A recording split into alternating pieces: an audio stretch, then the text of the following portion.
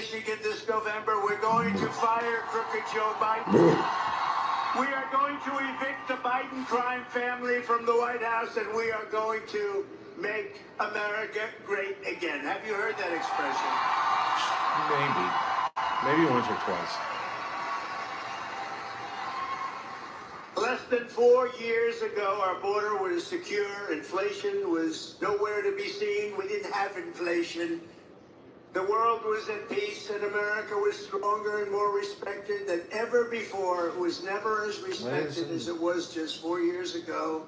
Now, under crooked Joe Biden, the worst president in the history of our country, the world is in flames. Our border is overrun. Inflation is raging. Europe is in chaos. The Middle East is exploding. Iran is emboldened. China is on the march. And the worst, most incompetent person to ever lead this country is dragging us toward World War III. Other than that, I think he's doing a very good job. Do we agree, sir? Other than that, he's doing a fine job.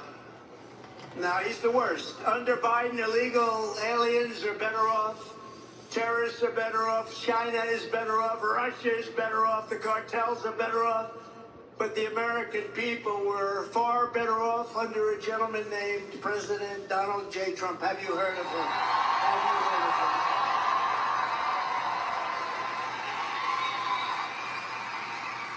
And in particular, and remember this. Oh, wait a minute. Mike Lindell, please stand up, okay? I just saw him. Stand up. Forget about his pillows. He is the greatest purchaser of advertising in the history of America. If he could buy my ads, I'd be blanketing the airwaves with it. Thank you, Mike. We love Mike. But in particular, Michigan was better off with Trump by a lot. You were doing great. Companies were moving back, and the car companies weren't moving out, and you weren't under a mandate to build all electric cars, which are going to all be made in China. It's just a question of a few years. For decades before I took office, Joe Biden and his cronies in Washington got rich by selling off Michigan jobs and selling out Detroit. That's what they did. That's why your car business is so far down. You used to have 100% of the car business. Now you're down to probably 30% by comparison to what it was. Crooked Joe backed NAFTA, the worst trade deal we ever had. China's entry into the World Trade Organization, another disaster. The Trans-Pacific Partnership, he wanted that so badly, would have totally destroyed the state. The Paris Climate Accord, where we put up $1 trillion and nobody else puts up anything, one of the most unfair deals. Sounds good, but it was a disaster. NAFTA. And every other globalist disaster that sucked the life and wealth and blood out of our country, and that's what it was doing. But after decades of Joe Biden putting America last, Michigan finally got a president who put America first. That's what happened. That's what happened. I met a lot of people backstage just now, and they're all saying, sir, we were doing so much better 4 years ago. This ain't Bud Light. I stood up to the globalists. I stood up to the outsourcers, corporate lobbyists, and special interests. That's why they don't exactly love me, these people. And I live by the motto, promises made, promises kept. I kept all my promises, kept them all. In my first week in office, I terminated TPP, Trans-Pacific Partnership. Would have destroyed your state, would have really destroyed trade in our country. And I withdrew from the Paris Accord. It was unfair, disaster. The NAFTA. You better mention NAFTA.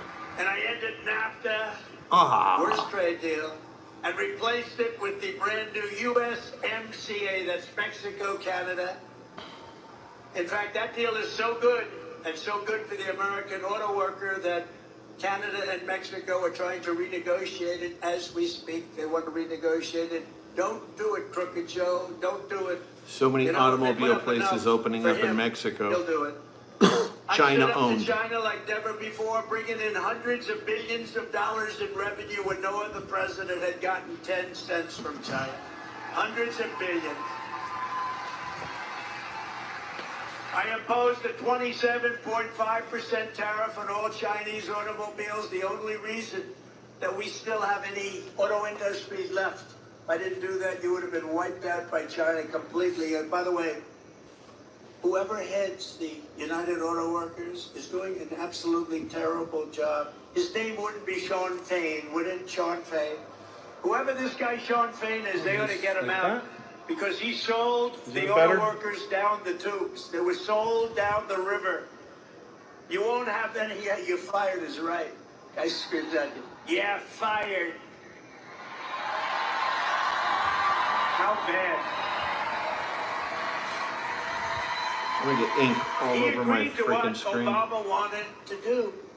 Under my leadership, we created 500,000 manufacturing jobs in 3 short years. Remember Biden and Obama would go around saying, we can't manufacture here anymore. That's because we had stupid people leading our country. We lifted up all Americans, black, brown, white, and everybody else. Everyone was doing better. Everybody was doing great. But now, Crooked Joe is doing a hit job on Michigan manufacturing and on Detroit, the likes of which I have never seen before. You know, I got the Man of the Year in Michigan years ago, long before politics, like 12, 13 years ago. And I said, I came up and I thought the speech was good. It turned out to be very controversial. I said, why are you allowing them to steal your jobs? Why are you doing it? They're coming in these countries and they're taking all your jobs. And right now, Mexico is building the biggest car plants anywhere in the world, and they want to sell the cars back into the United States. They're stealing your jobs. Who would allow that to happen? And you know who owns the car plants being built in Mexico? China!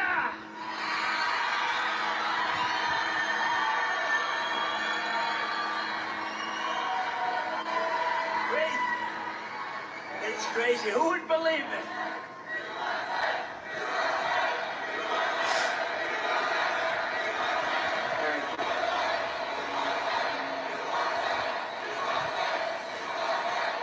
Thank you very much. Low IQ Joe Biden's insane electric vehicle mandate will totally obliterate the U.S. auto industry, and it won't take long. Just so you know, we have the greatest army tanks. I saved it. In Ohio, a plant. When I was president-elect, they said, sir, they want to close our army tank plant. Makes the best tanks in the world. I visited. M1A2, M1A1, Ohio. the Bradley, the Abrams. I saved it. I said, how can you do this? I looked, the complexity, you'd never be able to build a plant like this. Turned out we made more army tanks than anybody. They did a great job, but they want to make them now electric, so that when you go into enemy territory and you obliterate the enemy and you knock down and those tanks are firing, you do it in a environmentally friendly way. The problem with the army tanks, like cars and like trucks, the problem is that you would have to bring a battery pack along. You're going to pull it like a little wagon, like a child pulls a wagon.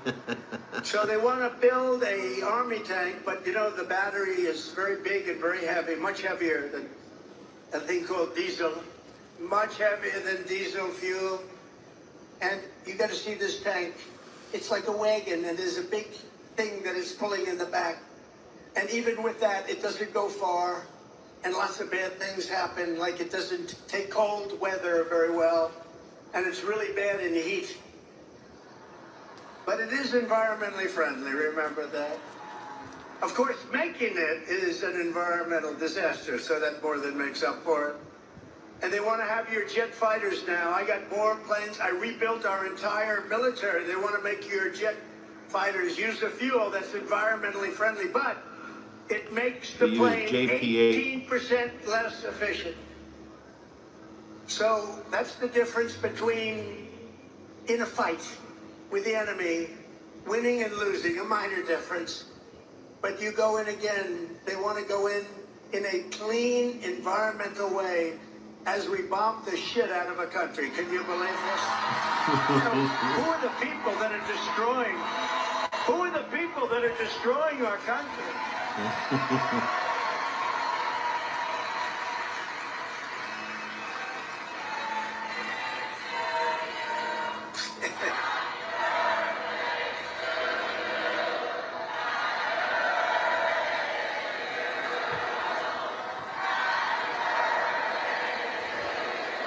you very much.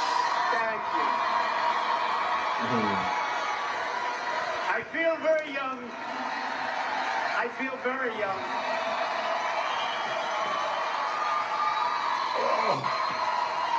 Mi espalda.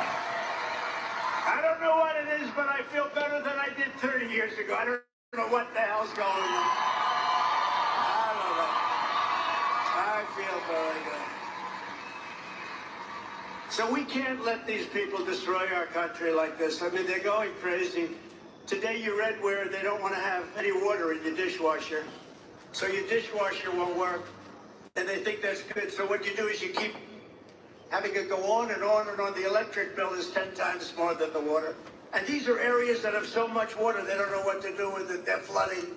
They're floodplains. They have so much water in many cases. No, we can't do that. You know, I ended that. I went to, in Ohio, a great company was going out of business because of dishwashers that wouldn't give the water. You couldn't sell the product. And South Korea and China were dumping dishwashers in here for half the cost. They weren't as good. Whirlpool, but half the cost, they weren't as good. And I went and I saved it. I put a 50% and 100% tariff on all of these dumped machines, and I saved that company. And then I said to the head of the company, it was great actually, called me, said, we don't know what to do. You can't, I mean, they're dumping this stuff. They can't be, you know, they're losing a fortune, but it didn't matter because their governments were paying for it. He said, I don't know what to do. I said, it's okay. So I solved the one problem. They're not dumping. What's your next problem? They don't allow us to use water. We need more water. You can't wash dishes unless you have a certain amount of water. I said, how much do you need? We need just a little bit more. I said, I'll give you a lot more. I gave them a lot more. Now they want to end it again. You ever go into a new home where you have a shower where the water doesn't come out of the shower head? They put a restrictor on. I took all the restrictors off. I took them off. I've had the experience. I take a shower, I want that beautiful head of hair to be nice and wet. Lathered. I want it to be lathered beautifully. And I get this best stuff you can buy and I dump it all over. and then I turn on the water and the damn water drips out. Takes me. I can't get this stuff out of my hair. It's a horrible thing. No, it's terrible. Or you turn on the sink and the faucet. You turn it and no water, practically no water comes. So you leave your hands under there, you're trying to get the water. Well, I revoked all of that stuff and they just put it back on. Isn't that terrible? And these are areas that have a lot of water where they don't know what to do with it. It goes out to sea. And we'll turn it back on the first day. We're going to do a lot of things on the first day. We're going to take care of a lot of problems. First day in office, we're going to close up the border. First day in office, we're going to drill, baby, drill.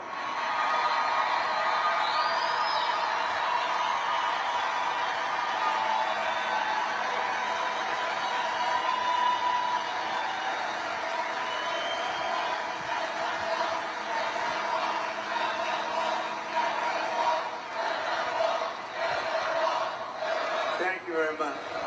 Build the wall. Think of it.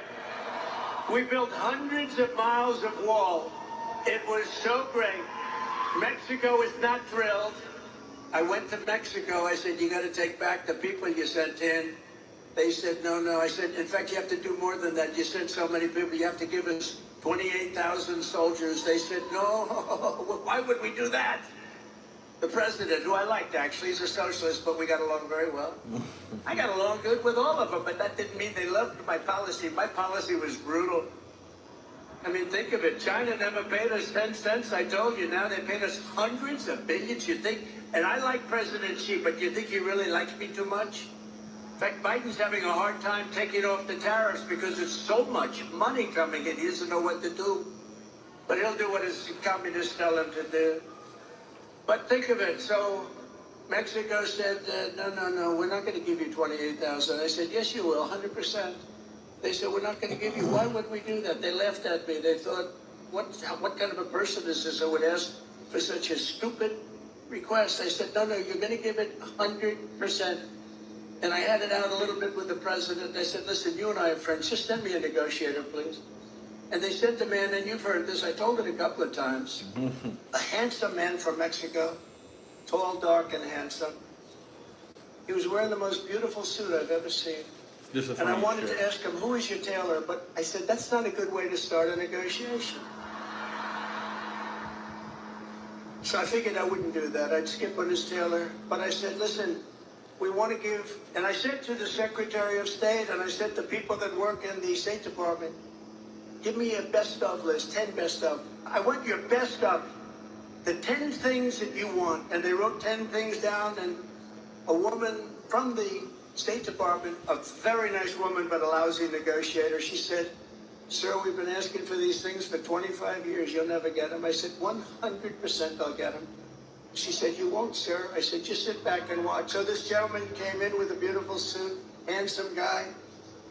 And I said to him, I want 28,000 soldiers.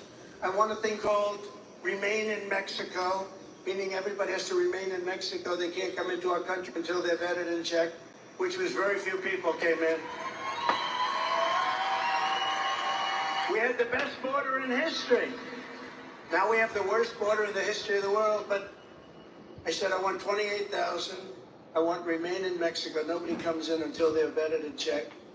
I want catch and release. You know what catch and release is? We catch and release, and then we release the people into our country.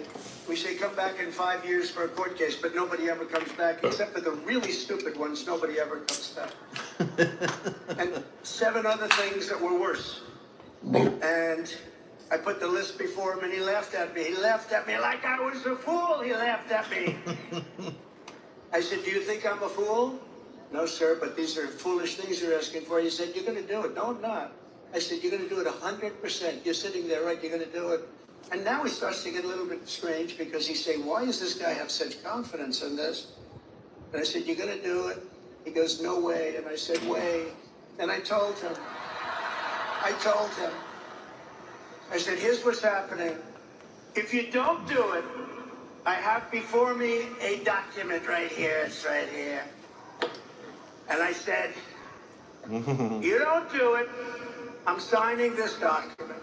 This was a Friday afternoon. I said, on Monday morning at 7 o'clock, we're putting on 25% tariffs on everything that comes in from Mexico, including all the cars that you stole from America, all those newly manufactured Mexican cars that come in by the tens of thousands. And then you have 1 month, and it goes to 50%, then it goes to 75, then it goes to 100, and I think I'll stop at 100. And that's many times more than the cost of 28,000 soldiers. And he said, sir, he couldn't breathe. I said, are you okay in that beautiful suit? His suit was getting very damp. I said, are you okay?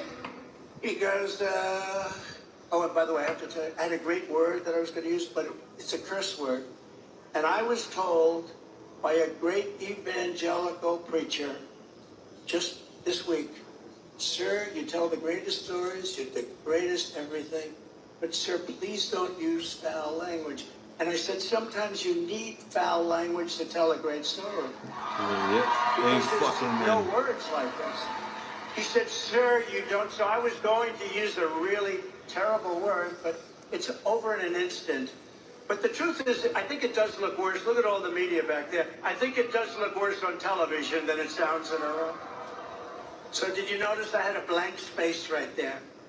I said, here's what you do. You go and tell me. He said, sir, may I take 5 minutes? I'd like to make a phone call back to Mexico. I said, absolutely. Say hello to the president, please. That's who you're calling, right? Yes, sir. How did you know? I said, please be quick because I have a very important appointment coming in. So he went out, came back very quickly. Sir, it would be my great honor to supply you with 28,000 soldiers free of charge. It would be my great honor to create a new policy of staying in Mexico or remain in Mexico. And sir, it would be my great honor to have catch and release in Mexico as opposed to catch and release into the United States. And those other things, sir, we would like very much to do that also. By the way, the woman from the State Department, she almost had like a heart attack. She couldn't believe it. And she was a good woman. She was actually happy. A lot of them would be unhappy because, you know, they would have been right about the point. She was actually happy. She couldn't believe it. I did many, many things like that. I did it with Macron. You saw Macron taking advantage of Biden just the last couple of days. He's looking at him like, how dumb is this guy? What the hell is... They're landing in a parachute, and he turns around not to watch the guy landing, but to watch a tree behind him. And the new and very respected leader of Italy, I didn't know who that was. A woman came up to him and turned him, spun him around like he was a top. He had no idea where the hell he was. He's watching a parachute land, and he turns around to look at trees.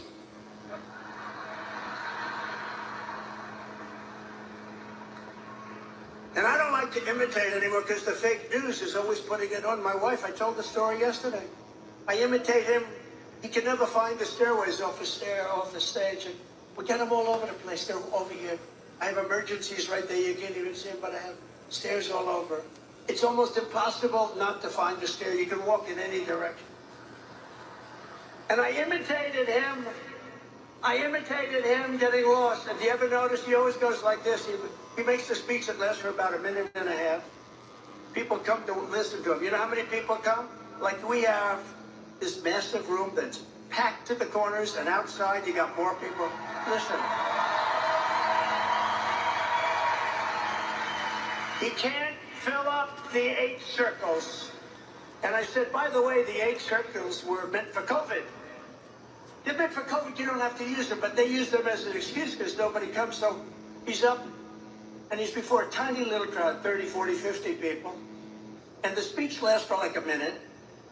And then he's looking for the exit, and he goes like this. He always does it. He points, and he's pointing in the right direction, and then he walks in a different direction. And I said to our great First Lady, I called her, and we had a big crowd that evening. You know what? We had 107,000 people in New Jersey 2 weeks ago. 107,000 people! Matt Gaetz was there. We had 68,000 in Alabama, 73,000 in Texas. We have the biggest crowds in the history of politics. That tells you they like what we're saying. I called our First Lady. I said, how good was that speech? Was that brilliant? Was that unbelievable? Did you see the crowd, First Lady? This is the way you talk to a wife, right? I think. Did you see the crowd, First Lady? How good was that? Nobody else could get a crowd. In the history of politics, nobody ever had a crowd like that, First Lady. She goes, but your hair looked terrible. I said, what the hell? Or she'll say something even worse. Have you gained weight? You didn't look good. But this last time, it was like a fluke. She said the speech was unbelievable. Congratulations. But what happened? You couldn't find the stairs going off the stage? So I imitated him, and the fake news said I couldn't find the stairs. Do you believe it? I said, I had no problem, First Lady. She said, well, they showed you couldn't get off the stage. You were walking into a wall. You know, usually there's a wall behind. That's good enough. And I'll walk into it. Now I don't like to do it anymore because they show it to, no, that's an imitation of Biden. But thank God we have great Secret Service. They run up on the stage and they grab them and they throw them off. They get them off the stage. Upon my inauguration, we will throw out Bidenomics and replace it with Maganomics. Maganomics.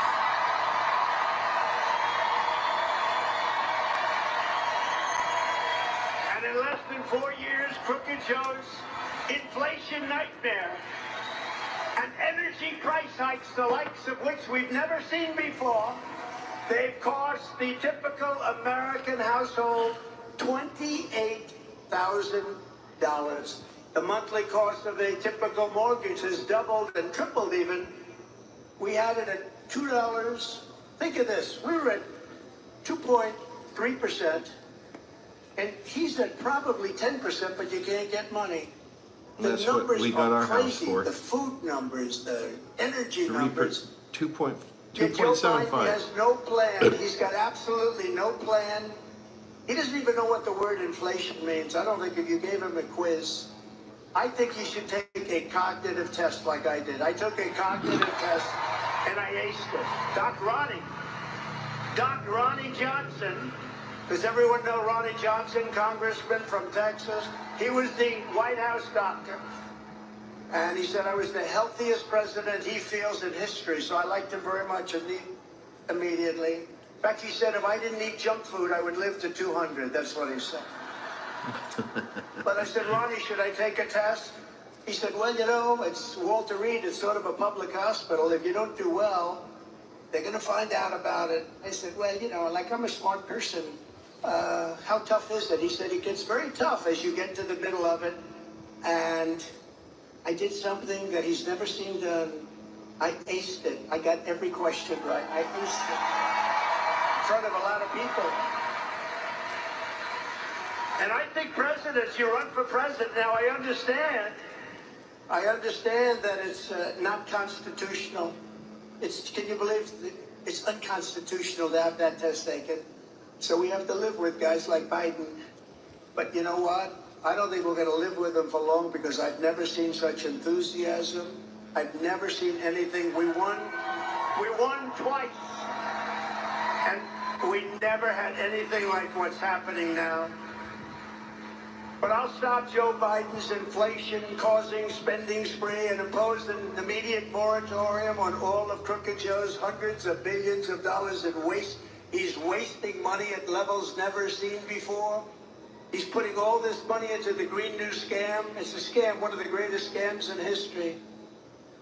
Although I think Zelensky is maybe the greatest salesman of any politician that's ever lived. Every time he comes to our country, he walks away with $60 billion. And I like him. You know, on the impeachment hoax #1, he was very good. He said, no, the president didn't threaten me at all. He could have been a grandstander and said, I was threatened, right, Matt? He could have said, I was threatened. So I like him. But he's the greatest salesman of all time. He walks in. So now here's the beauty. He just left 4 days ago with $60 billion, and he gets home and he announces that he needs another $60 billion, else it never ends. It never ends. I will have that settled prior to taking the White House as president-elect. I will have that settled. Let us stop it. Would it never happen? To fight Joe Biden's inflation, I will stop the Biden migrant. This is a Biden migrant invasion. An estimated 50% of inflation has been caused by the soaring cost of housing, which is skyrocketing due to Joe Biden's tidal wave of illegal immigration and high interest rates. And they're putting these illegal aliens into luxury hotels as our great warriors lie on the streets. We have people that came into our country illegally, and they're living in hotels and even luxury hotels, and our veterans are lying in the streets. How sick is it? Sick. And by the way, when we ran the VA, we had a 92% approval rating, and we took it up from 41%, which I don't even think it was 41, and now it's back to where it was. So many of the things we did, they wanted to end. We took care of our veterans at a level that nobody's ever seen before. One thing we said, if you have to wait online, and I had to get this done through Congress, if you had to wait online for more than 1 day, you go out to a private doctor, get yourself better, and we pay the bill, right? That sounds sensible. People were waiting for 3 months, for 4 months, for 2 weeks. Can you imagine you want to see a doctor, you really feel badly, and he says, could come back in about a month and a half. People were becoming terminally ill that would have had a minor, they would have gotten a shot or they would have taken a pill. They were becoming terminally ill. Anybody waits more than 24 hours, you couldn't see a doctor. You go to a private doctor and we pay the bill. We had prices, we had schedules.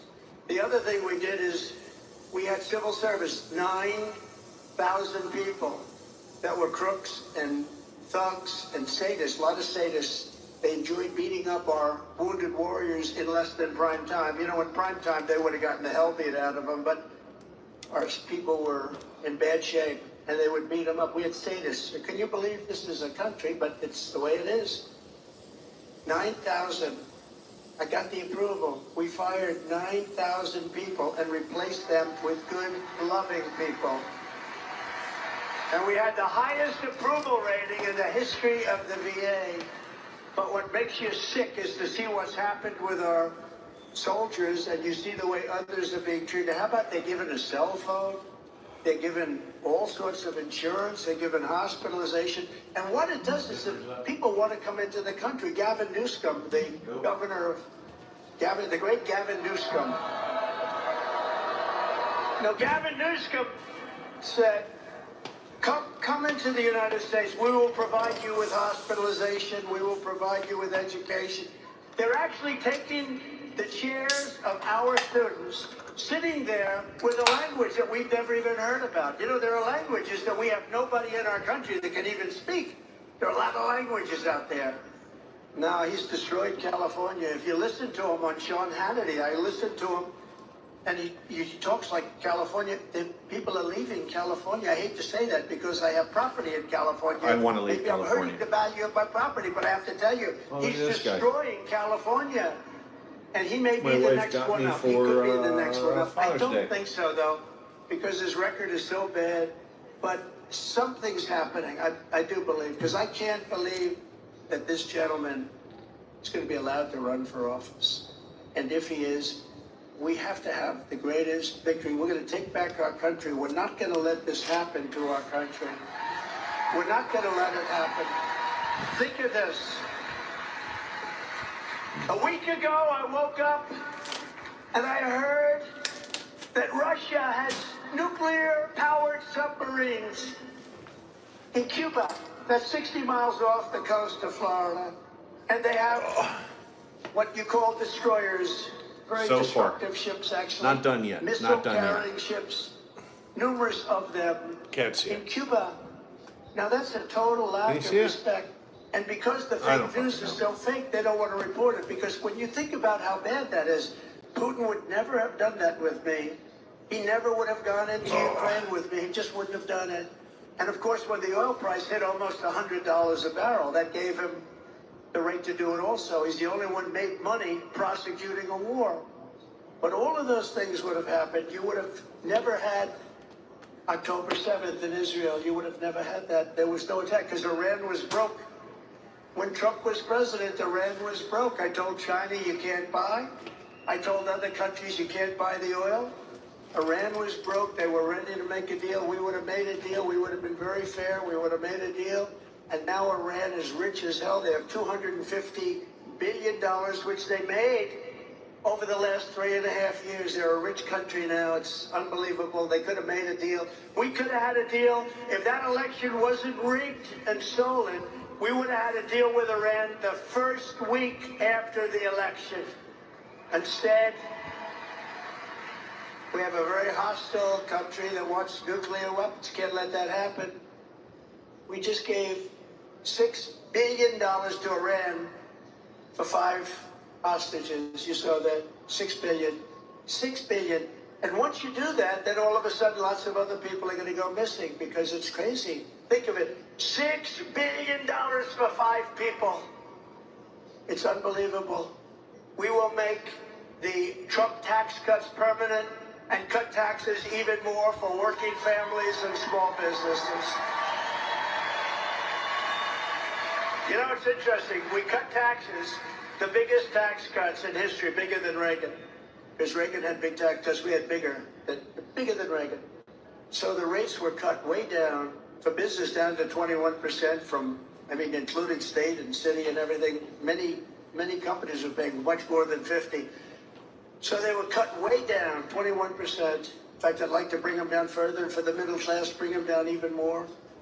They're going to let them expire. They're going to give you the biggest tax increase you've ever had, ever, by 4 times. But the amazing thing is we cut the rates way down, and we took in more money than we ever took out before. So with a lower rate, The incentive was so great. People were doing things, businesses were thriving. So with a much lower rate, we took in more revenue than we ever took in before. It's an amazing number, right? Who would think?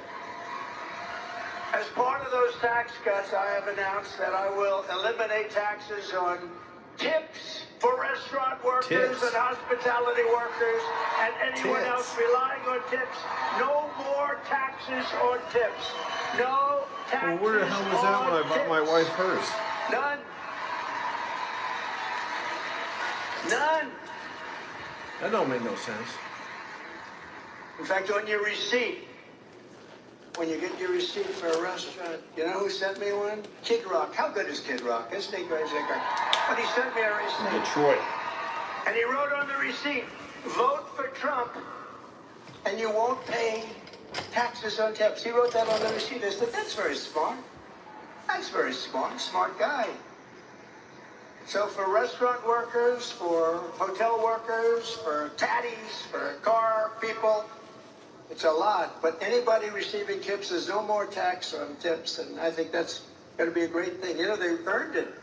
A lot of people don't get tips. You don't like the service, you don't give them anything, right? You don't like the service, but somebody does a good job, they're supposed to pay tax on it. No, so we're ending that immediately, effective immediately when we get in. As we rescue our economy, we'll also seal the border and send Joe Biden's illegal aliens back home. We have no choice. It's not sustainable by anybody. We have no choice. Less than 4 years ago, I handed crooked Joe Biden the strongest, most secure border in U.S. history. We built 571 miles of border wall. We ended all catch and release. We shut down asylum fraud like nobody's ever thought even imaginable. We had to remain in Mexico, safe third agreements and Title 42 all done and all agreed by Mexico. You think that was easy? It wasn't easy. It was nasty, actually. And we paid nothing for it. Nothing.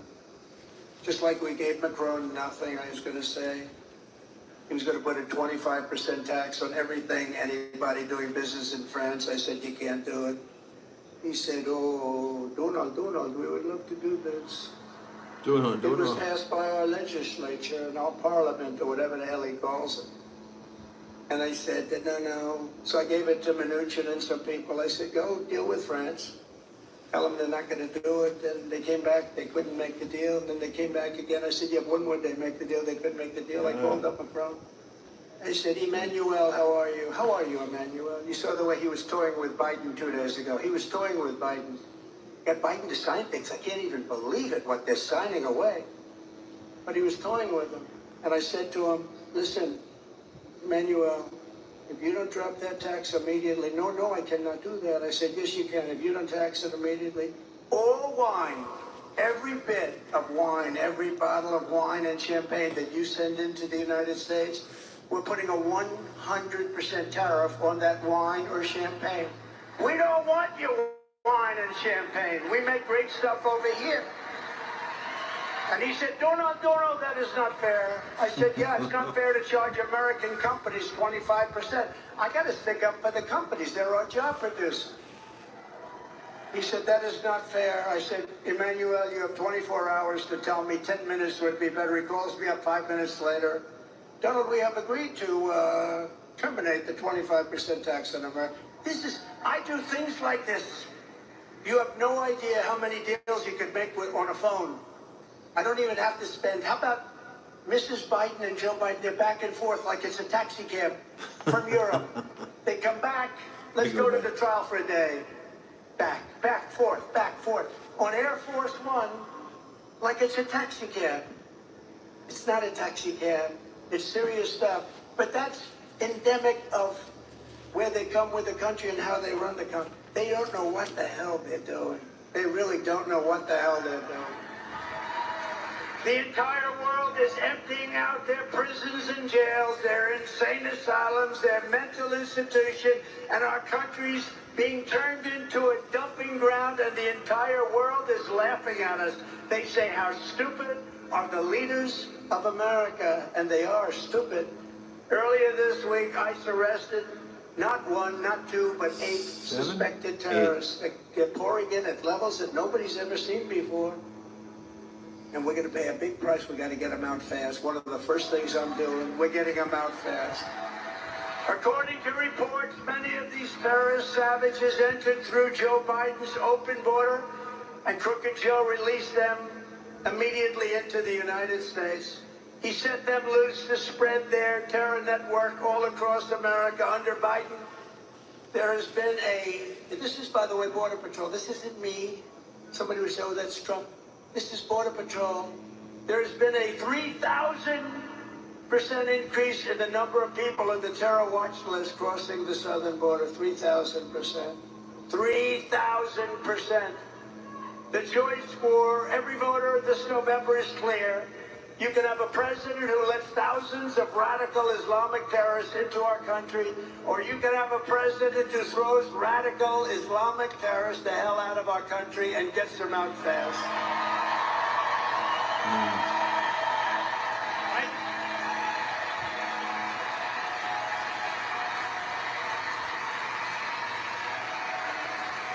Crazy. On day one of my new administration, we will begin the largest deportation operation in American history. We have no choice. This is not sustainable.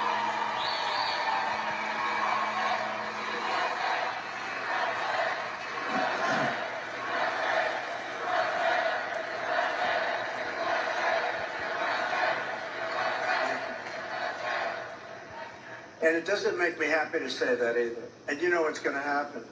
We'll get 10 terrorists, and then one woman with 2 children that are beautiful children, and that'll be the front page of every newspaper.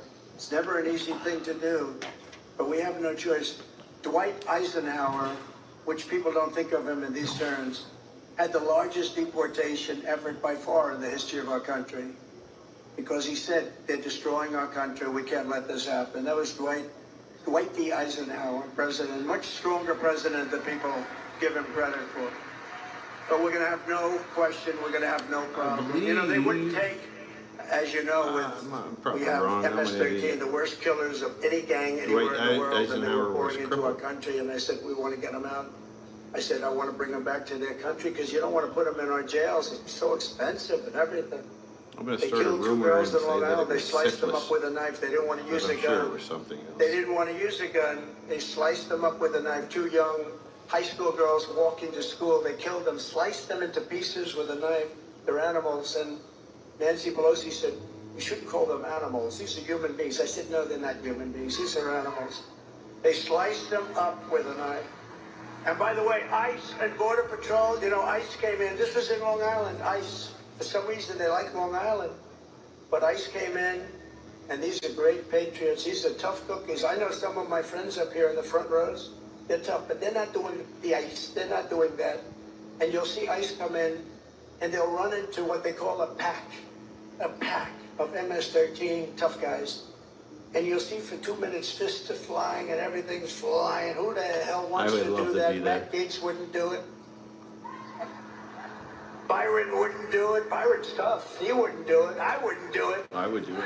I think Mike Lindell might do it. I don't know. He may be the only one. He may be the only one. I wouldn't do it, Mike.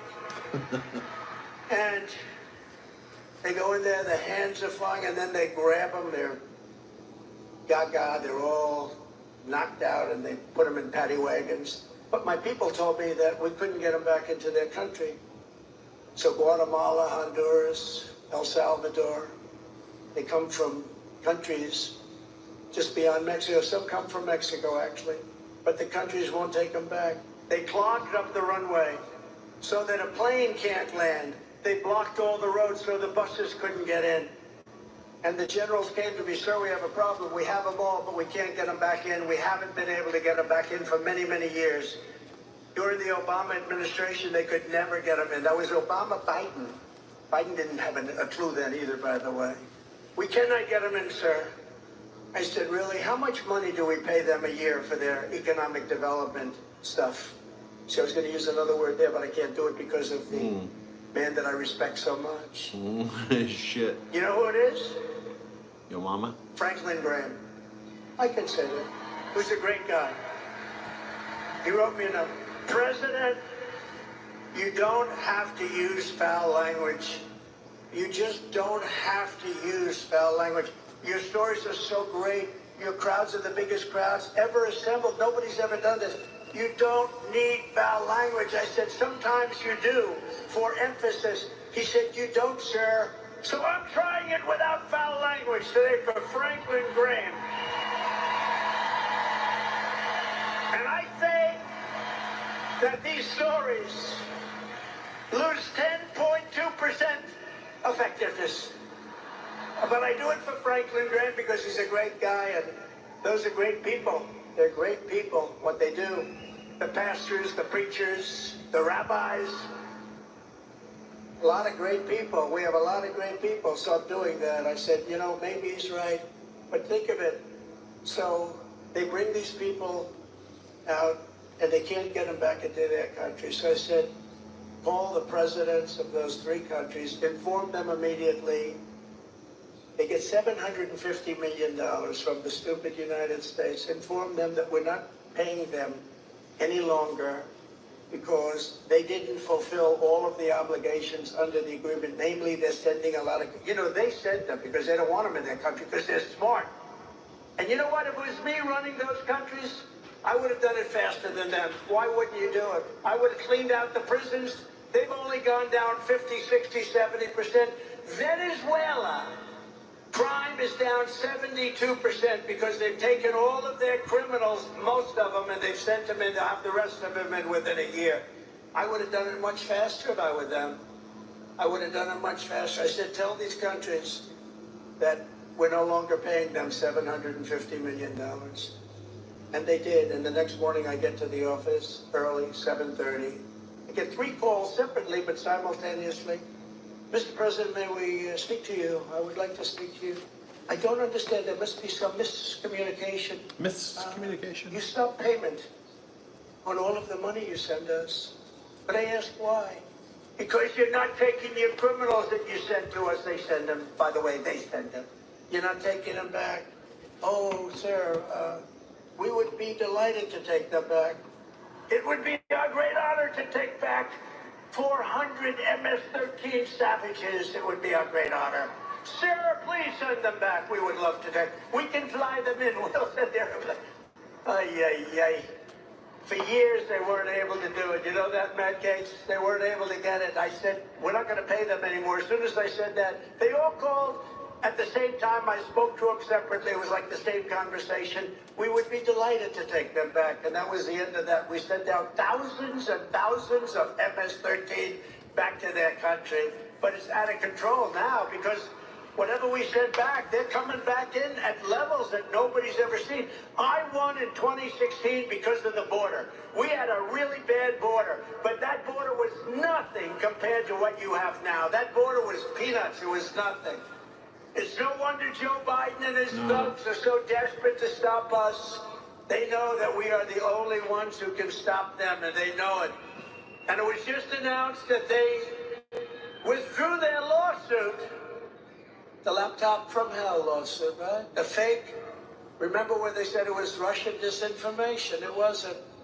They withdrew their lawsuit against the greatest mayor in the history of New York City, Rudy Giuliani, which accused him of everything under the sun regarding the laptop Necesito from cerveza. hell. They withdrew it on the basis that everything that he said was true. For years, he's been fighting for himself. Everything Rudy Giuliani said was true. It was not from Russia. It had nothing to do with Russia. It only had to do with Hunter. Think of that. They try and destroy people. But think of that, it wasn't Russian disinformation. It was made-up story for election interference purposes, and I assume we're going to be talking about that at the debate. Is anybody going to be watching the debate in this room? No, he's going to talk about the rules. You know, they gave me an offer There we go. that I couldn't accept. They said it's fake Tapper is the moderator. They said it's a sit down. It's a very sterile room. Nobody in. Nobody allowed in. Nobody allowed, not even your family. Nobody allowed in. There'll be no audience whatsoever.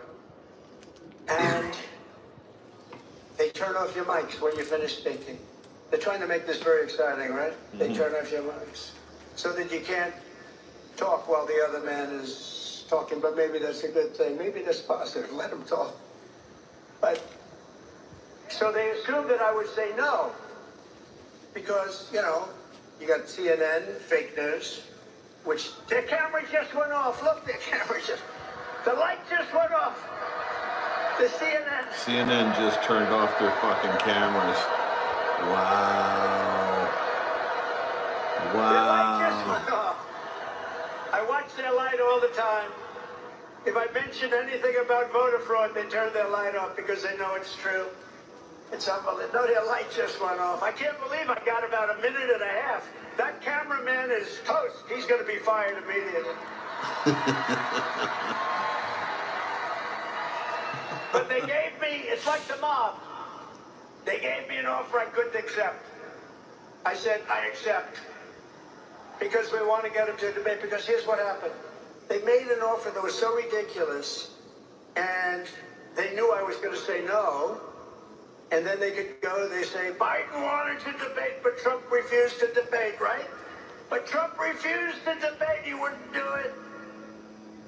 But I said yes, and now they don't know what the hell to do. They don't know what the hell to do. But remember this, all of their persecution of me and others is only happening because I'm running for president and leading very big in the polls.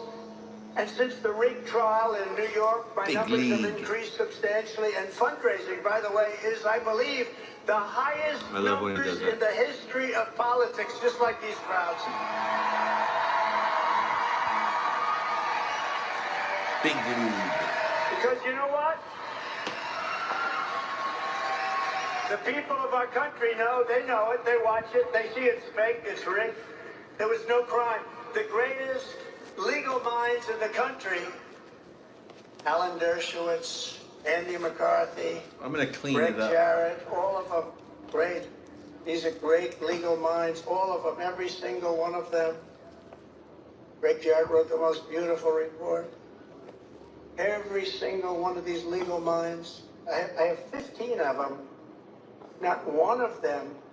Jonathan Turley has been unbelievable, great, very talented guy. The great one. I'm going to clean it up a little bit, but... Mark Levin. Mark Levin. Mark Levin came out, he said, this is the most horrible thing. They all come out and said, there's no crime, there's no trial, this I'm going to switch et cetera. And then I couldn't defend myself because I got a gag order. This is the first time in history a president, a former president, and now the guy that beat all the Republicans in a record fashion, faster than anybody has ever done it. And now the candidate, Republican candidate, big deal, Republican candidate, that's big stuff. That's big league. The President of Big the United league. States has a gag order where I'm not allowed to speak because the judge doesn't want the truth to come out. And he knows I'm the one that when I talk, they listen. People have listened. And that's why the polls went higher. I'm the only one in history who got indicted and my numbers went up. I'm the only one in history who got impeached and my numbers went up.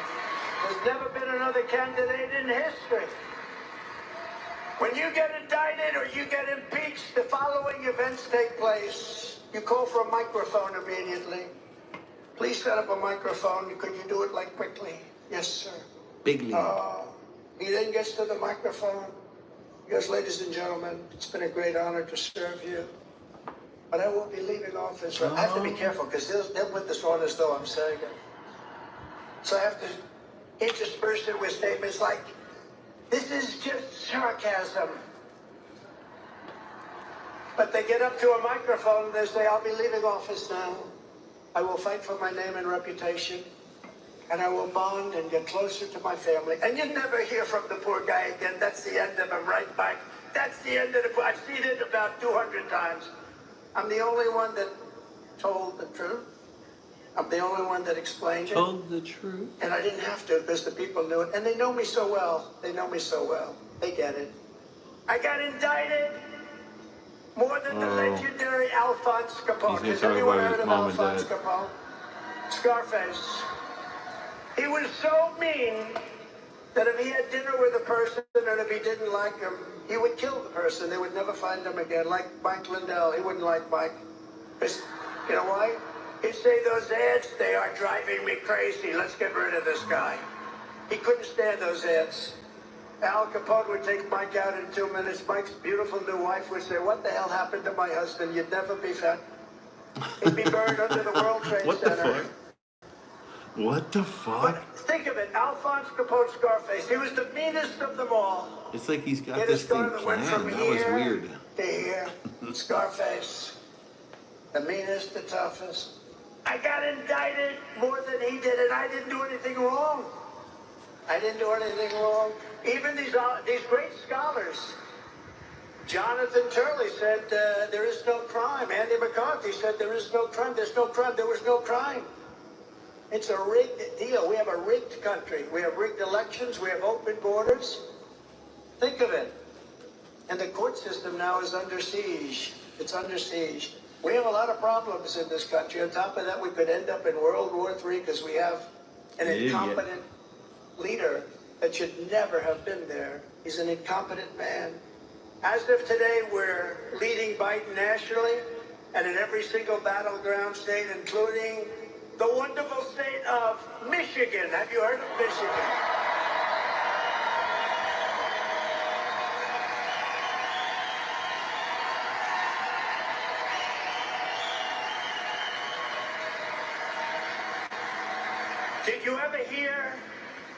Did you ever hear Biden get up and give the wrong state? This happened. If that ever happened to me, it would be the end of my political career. I always be very careful. Like the wonderful state of Michigan, supposedly we're so he's in Florida, and he goes, "It's great to be with the people of Iowa." Iowa, the palm trees. The palm trees are all over. Iowa's not known for palm. I mean, you got Idaho He's and such Iowa a mixed dummy. up, and that you can sort of understand. Of course, potatoes are different than corn. But that, Idaho, it's great to be in Idaho. No, sir, you're in Iowa. You got New Hampshire mixed up with Massachusetts. But maybe you can understand, he thought he was, he thought he was across the line. But can you imagine if I did that? So when I say, it's great to be in the wonderful state of, and I always think, I say, I better get this sucker right. I'm thinking about it. Long before I make the statement, I'm thinking about, we sure this is Michigan? You're sure? Now the fake news will report tonight, Donald Trump wasn't sure that he was in Michigan. And only the people in this room will understand how dishonest they are. The radical left Democrats rigged the presidential election in 2020, and we're not going to allow them to rig the presidential election in 2024.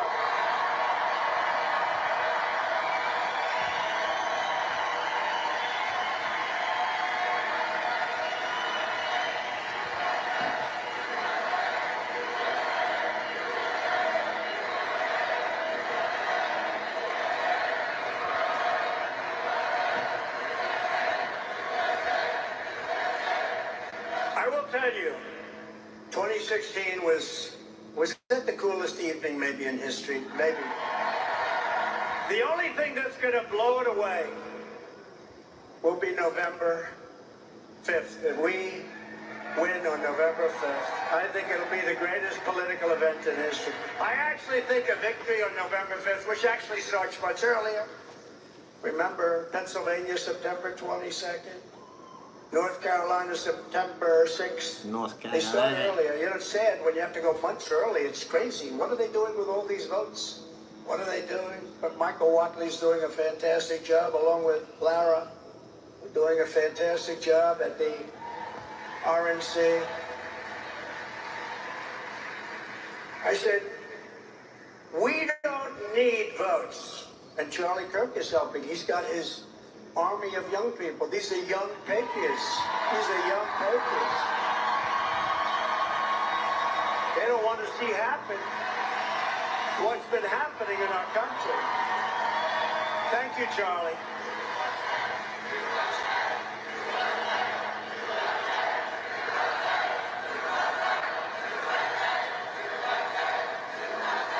Thank you, Charlie. And I said to Charlie, and I said to Michael, I said to everyone, listen, we don't need votes. We got more votes than anybody's ever had. We need to watch the vote. We need to guard the vote. We need to stop the steal. We don't need votes. We have to stop. Focus. Don't worry about votes. We got all the votes. I was in Florida yesterday. Every house has a Trump sign. Trump, Trump, Trump, Trump. We have to guard the vote. When that vote comes in, from the moment they say they're going to sign, you know, these mail-in ballots are treacherous. They're treacherous. These boxes, these lock boxes are horrible, horrible. And we'll change it, but we have to win the election in order to change it. What they do, they have these boxes all over the place. People are walking up. Who the hell knows what they're doing? It's a horrible thing to watch. It's a horrible thing to watch. You know, when you have a real election and you walk in and they look at you and they check your photograph and they do this, you can't do much. But we have, like in the state of California, they send out 38 million ballots. Who the hell knows where they're going? They do. They go to a lot of Democrat neighborhoods. And you're told you can't win. I go to California, we have 100,000 people show up. I said, why are we losing California? Why would we lose it? It's so corrupt, the whole election process. And what we want to do is we ultimately want to go to paper ballots, voter ID, one-day voting.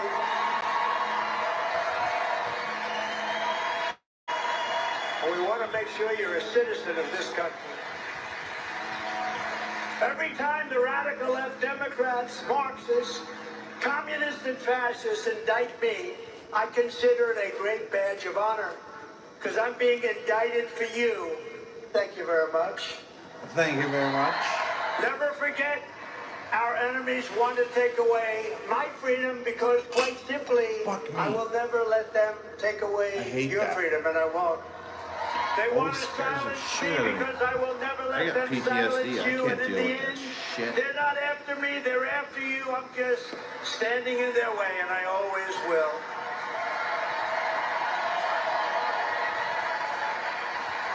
From the very first day that it's we, not me, it's we, that we take back the White House from crooked Joe Biden, I believe we're going to have the 4 greatest years in the history of our country.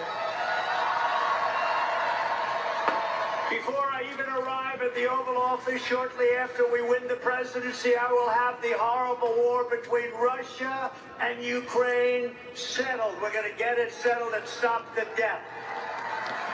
Under my leadership, we had no new wars. Hillary Clinton, she used to say, look at him, listen to him, he's going to start wars. No, I stopped wars.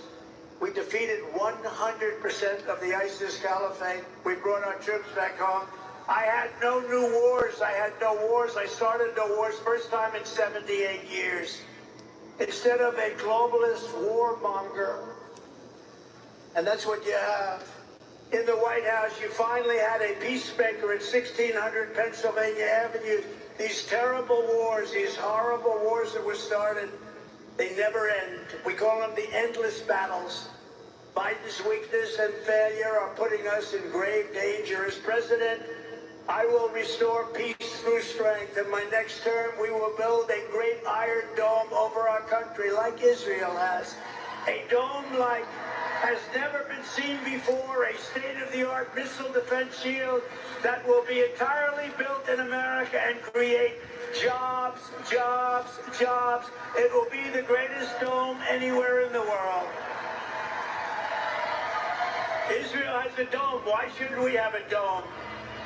We're going to have the greatest and most sophisticated. And by the way, Ronald Reagan wanted a dome. He was right, but the technology wasn't anywhere near that. You could never have done it then. Today we have technology. Look at Israel the other day. 300 missiles shot, and everyone but one was knocked out of the air. 300. To further secure America's future and create opportunity for young people, I will end Joe Biden's war on crypto, and we will ensure that the future of crypto and Bitcoin will be made in America. If we don't do it, China will. If we don't do it, other countries will. I will always protect Medicare and Social Security for our great seniors. And you know, your Social Security and Medicare are under siege because of the people coming over the border. And the people coming over the border, all those millions of people, they're inflicting tremendous harm to our black population and to our Hispanic population. Those people are suffering because their jobs are being taken, their hospitals are being taken, their schools are being taken. They're the ones that suffer most. You know who else suffers? Unions. Your mama. Union's going to be able to be sustained like this. We will end the weaponization of our government. We will bring back law and order to our country. We will take care of our police officers and our great law enforcement.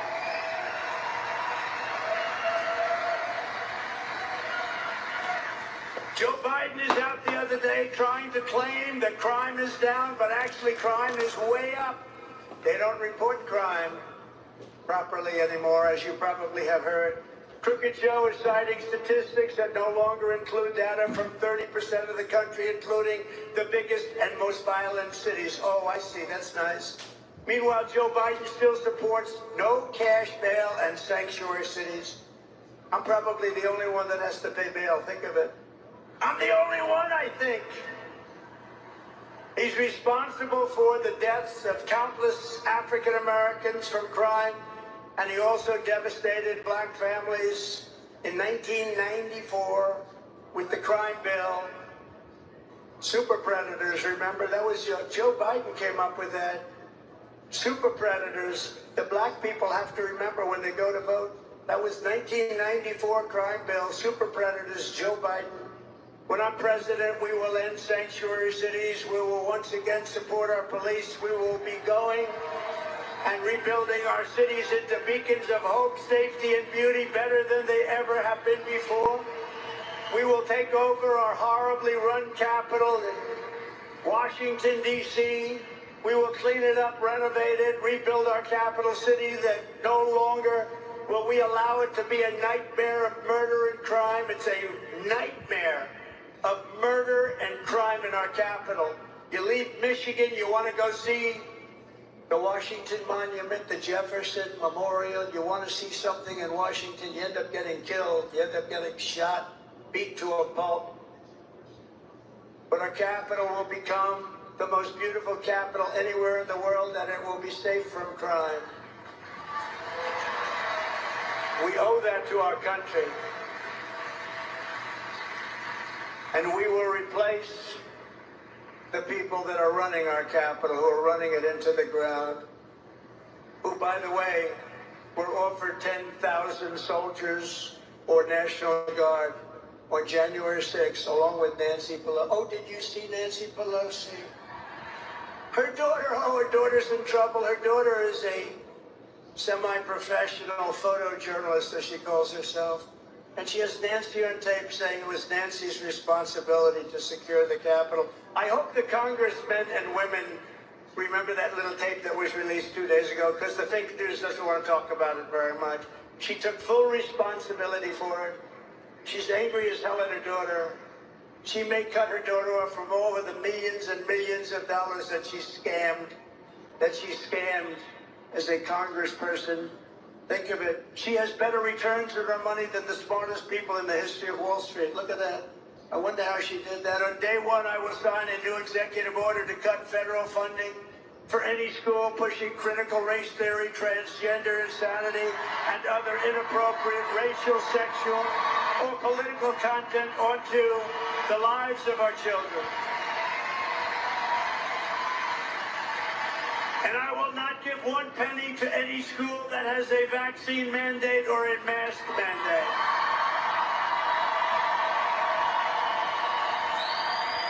And I will keep men out of women's sports.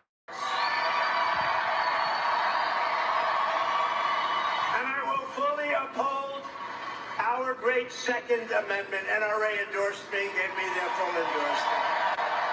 Thank you to the NRA. We will protect innocent life, and we will restore a thing called free speech. It's being taken away from us by these radical thugs. And I will secure our elections at a level never seen before. And as I said, our goal will be One-day voting, paper ballots, proof of citizenship, and voter ID.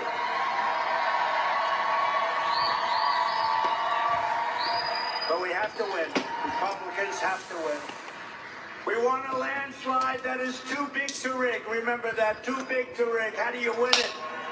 There's a point at which they can't cheat. We want a landslide that is too big to rig. You know, we're leading in places that we've never led for 40, 50 years. Minnesota, we're leading by 2. We're leading in Virginia. We're leading in a lot of states that were not states that people even think about. No, we want a landslide. Remember the term, too big to rig. Too legit to quit. If you took the 10 worst presidents in the history of the United States and added them up, they would not have done near the destruction to our country as Joe Biden and the Biden administration have done. Take the 10 worst, add them up. He's worse than the 10 worst put together. The only good thing is Jimmy Carter is happy because this presidency was brilliant by comparison to Biden. So if you want to save America, I'm asking everybody to go out and, quote, swamp thevoteusa.com to make a plan to vote either by mail or early in person or on election day. Get out and vote and watch your vote. If you want to volunteer to help us turn out voters in your neighborhood, sign up. Get trained at TrumpForce47.com. You got to watch your vote because they destroy votes.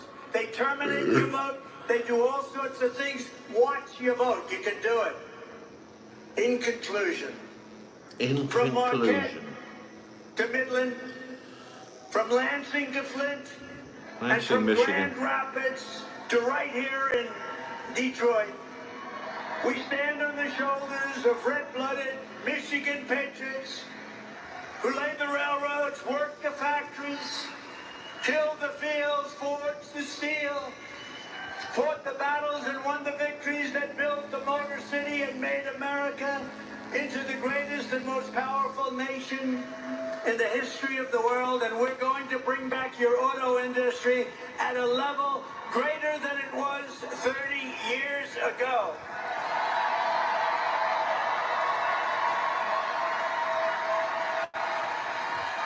But now, we are a nation in serious decline. We are a failing nation. We are a nation that has lost its confidence, willpower, and strength. We are a nation that has quite simply lost its way. But we are not going to allow this horror to continue. Less than 4 years ago, we were a great nation, and we will soon be a great nation again.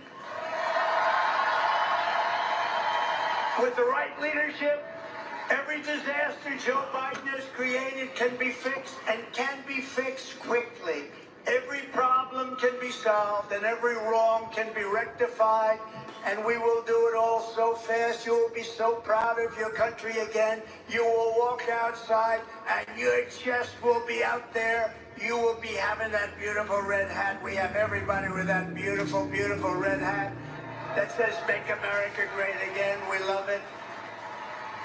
By this time next year, America's borders will be shut, sealed, and secure. And again, people will come into our country, but they'll come in legally. They're going to come in legally. And by this time next year, inflation will be in full retreat. Our economy will be roaring back. Optimism will be surging. American pride will be soaring. The American dream will be thriving again for citizens of every race, religion, color, and creed. Law and justice will reign all throughout our land. Freedom will be restored. The flame of liberty will be burning bright. Joe Biden, the worst president in the history of our country, will be a fading, horrible memory of the past. And our great silent majority and the once forgotten men and women of our country will be the ones shaping America's magnificent future when I am the 47th President of the United States.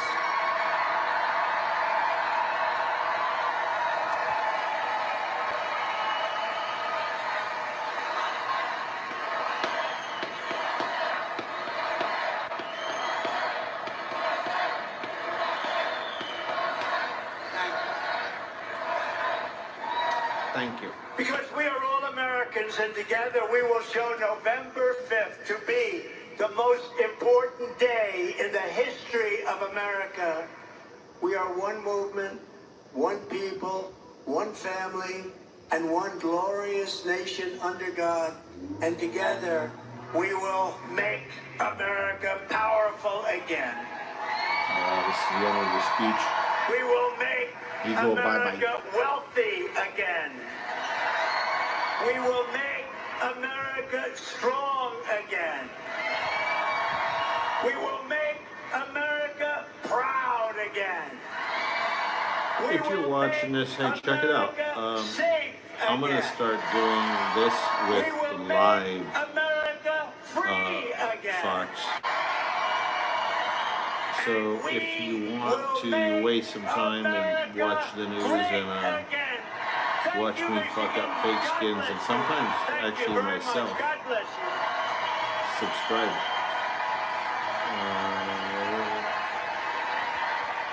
See, I'm already fucking up.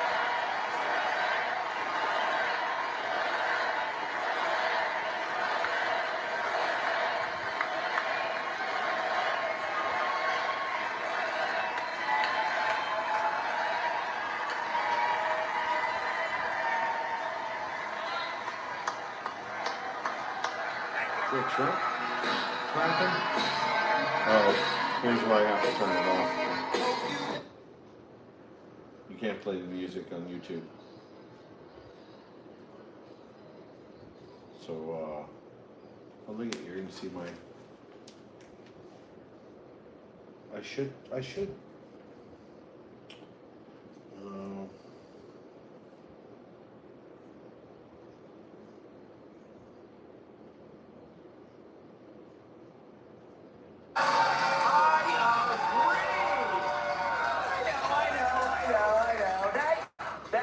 Show was pretty good. Happy Thursday, everyone. So President Biden is in Italy for the G7 summit. I don't want to say Joe is out of it, but he says his first order of business is to meet Chef Boyardee. And every time he heard someone say G7, he yelled bingo. And there he also awkwardly saluted the Italian Prime Minister. But in Joe's defense, he thought it was Princess Peach from the Super Mario Brothers.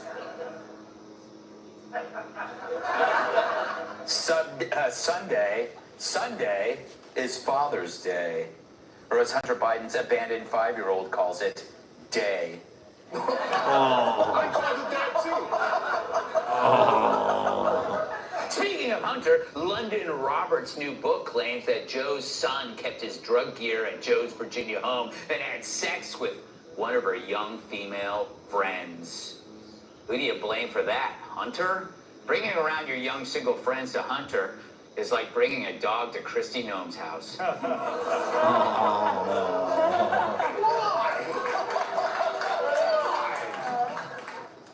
Stelter says news organizations are preparing for the ways Trump may punish the media if he wins the election.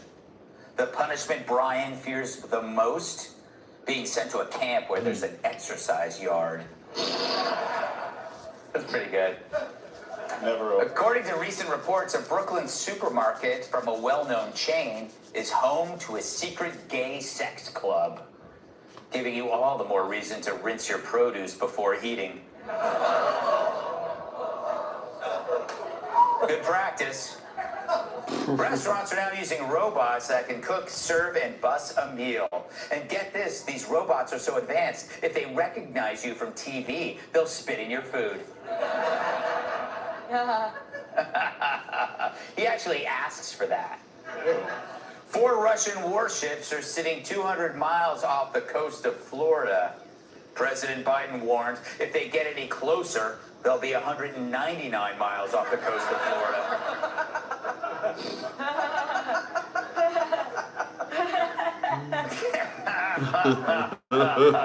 And 63% of a survey's respondents say playing music increases the duration of sex. Upon hearing that, a noted premature ejaculator just downloaded Stairway to Heaven. It's 12 minutes, right? Yes. Anyway, let's do a monologue. So Senator J.D. Vance and Congressman Michael Cloud have introduced a bill to eliminate diversity, equity, and inclusion programs in the federal government. 20 other Republican lawmakers have already signed on. It's called the Dismantle DEI Act, and here's what it'll do. It will end DEI training. It will rescind Biden's DEI executive order. But don't worry, we won't ask Joe to spell DEI. That would require 2 speech therapists, and we'd still have to spot him the D and the E. It would also outlaw mandatory DEI pledges for employees and prevent federal contracts with companies that use DEI. Said Vance, quote, "The DEI agenda is a destructive ideology that breeds hatred and racial division. Americans' tax dollars should not be co-opted to spread this radical and divisive ideology, and this bill would ensure they are not." Well said, JD. He can't hear me. But while smart people know DEI is racist, the most coddled bigots in America, talking heads on MSNBC, they can't get enough of it. And if you don't like DEI, well, then you're the racist. It's known as DEI. It represents an institution, organizations, or entities' commitment to changing the culture. At this point, it's evident what they mean by DEI, right? Okay, it means black people. It's not What the fashionable fuck? to be openly racist anymore in America, unlike what they call the good old days. What we've seen in the anti-DEI movement is a reframing of what DEI was supposed to do, in addition to the benefits that are associated with it. It is now being used as a term that literally is a euphemism for the N-word. Great. So now defining DEI is like saying the N-word. They're almost right, but for the wrong reason. In that DEI's focus on skin color casts doubt on the quality of minority employees. It is racist. Yet Biden doubled down on DEI in a Juneteenth speech. Ouch. They're old ghosts in new garments trying to take us back. Well, there are. Taking away your freedoms, making it harder for black people to vote. Or have your vote counted. Closing doors of opportunity. Attacking the values of diversity, equity, and inclusion. If you can believe it, banning books about black experiences. Okay. Trying to erase and rewrite history. What the? Seriously? I don't know. But trying to decipher that is like trying to separate conjoined twins when you only want to bang the hot one.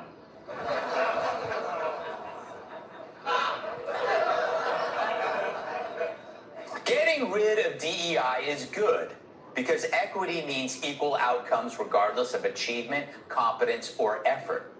Let's just say, for a moment, there are a disproportionate amount of black clarinet players in an orchestra. Equity demands we give one of their spots up to a less talented Asian. It's as simple as Brian Kilmeade. But the race hustlers assume that since equity sounds like equality, you think it's the same. But that's like saying bomb and balm are the same. One can kill you, but the other can clear up a rash you got from Larry Kudlow's hot tub. Equity takes revenge for things that never happened to you by punishing people who have never done anything to you.